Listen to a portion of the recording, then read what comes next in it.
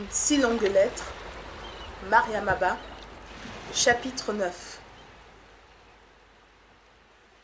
Maodo te hissa à sa hauteur, lui, fils de princesse, toi, enfant des forges.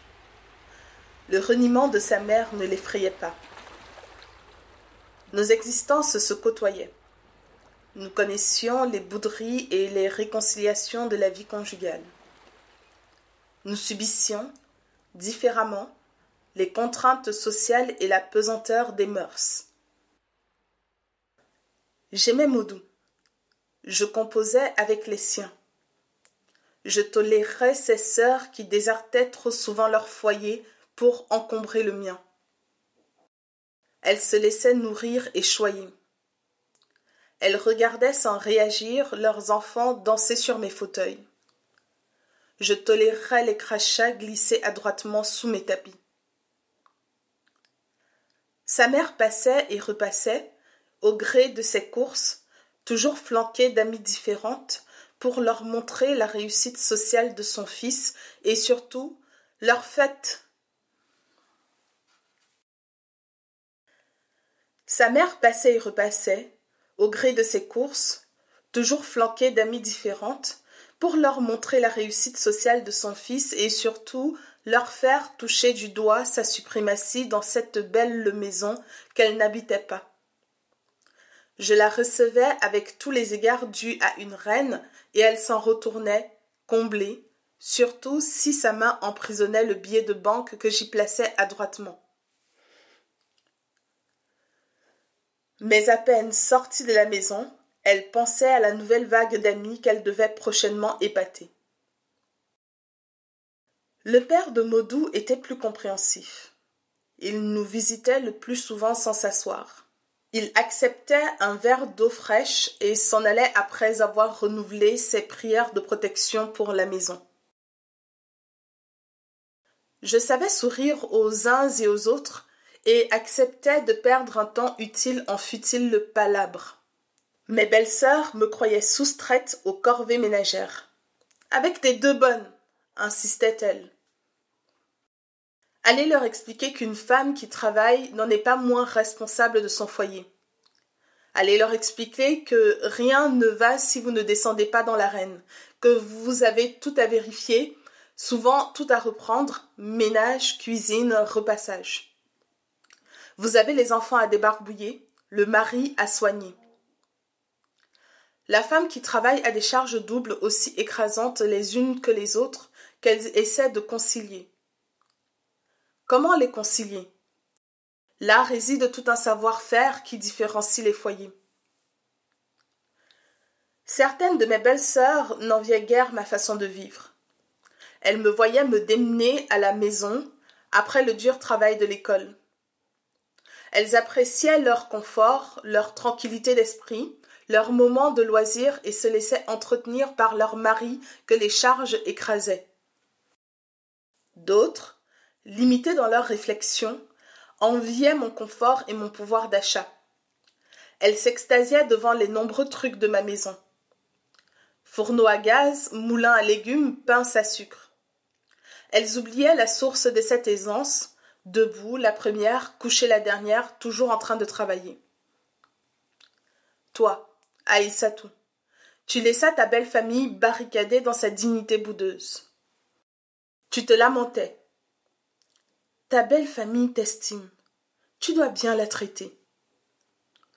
Moi, la mienne me regarde du haut de sa noblesse déchue. Qui puis-je? Tandis que la mère de Maodo pensait à sa vengeance, nous vivions.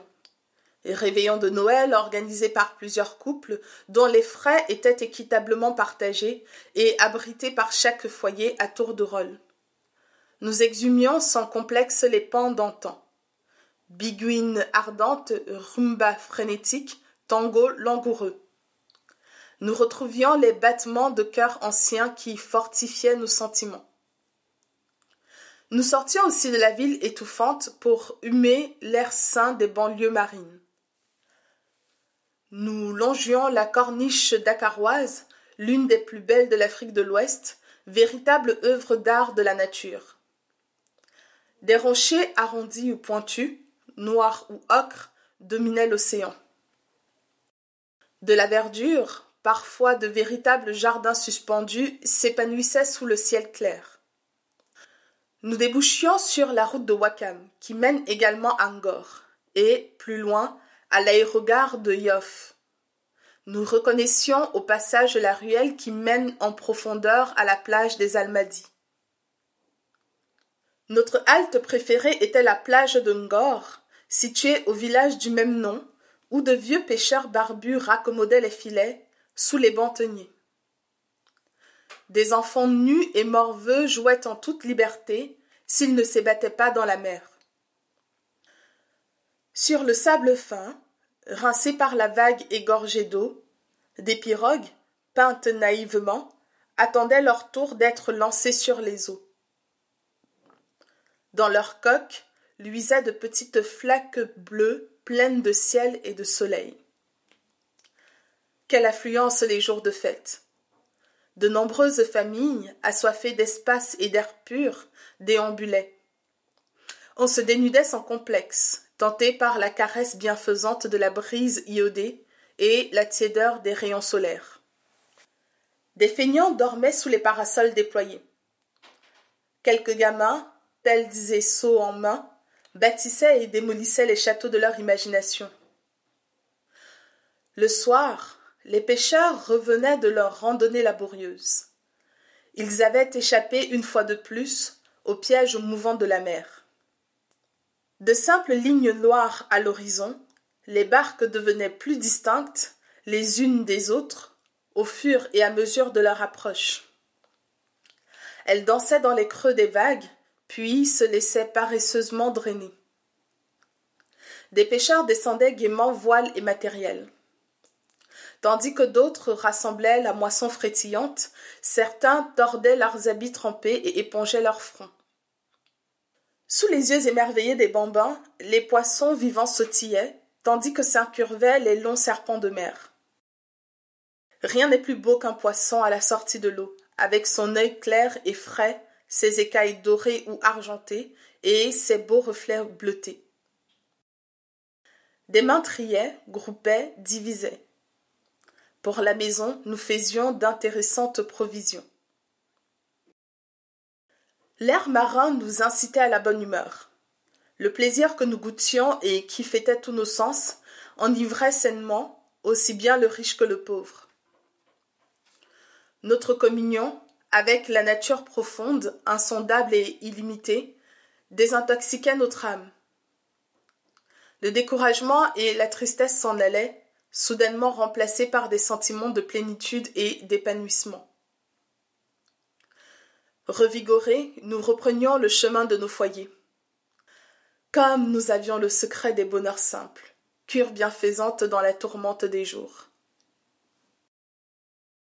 Te souviens-tu des pique-niques organisés à Sangalkam, dans le champ que Mahdoba avait hérité de son père?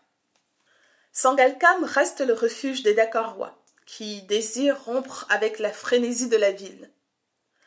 Beaucoup de propriétés s'y côtoient donc, achetées par des jeunes qui y ont installé de véritables résidences secondaires.